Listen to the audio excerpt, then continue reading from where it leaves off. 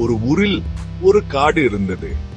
அந்த காட்டில் ஒரு குரங்கு வசிச்சு வந்தது. குரங்கு உற்சாகத்துடன் எப்போதும் மலைகளில் ஏறிக்கொண்டு மற்றும் தண்ணீரில் விளையாடி மகிழ்ந்து வந்தது.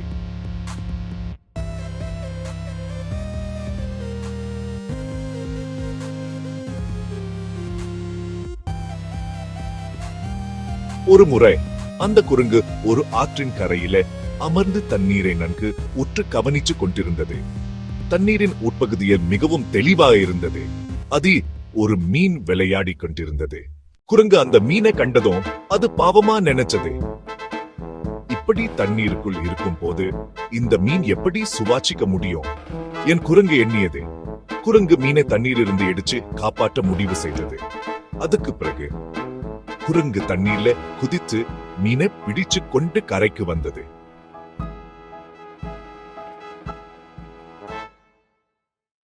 குரங்கு மீனை தன் மடியில் வைச்சு, இப்போது நீ சுவாசிக்கலாம், உன் உயிரை நான் காப்பாற்றினேன் என்று கூறியது.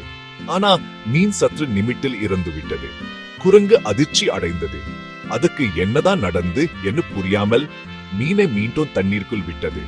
குரங்கு மீனுக்கு தண்ணீர் இல்லாமல் சுவாசிக்க முடியாது என்பதை உணர்ந்து இந்த கதையின் மூலம் ஒவ்வொரு உயிரினத்தின் இயல்பை குறைவாக மதிக்காமல் அவற்றின் வாழ்க்கை முறையை புரிந்து கொள்ள வேண்டும் என்பது ஒரு நல்ல பாடமாகும். எந்த உதவியும் செய்ய முன்பு அவற்றின் தேவைகளை நன்றாக புரிந்து கொள்ள வேண்டும். மற்றவர்களின் உண்மையான தேவைகளை புரிந்துகிட்டு மட்டுமே உதவுதல் முக்கியம்.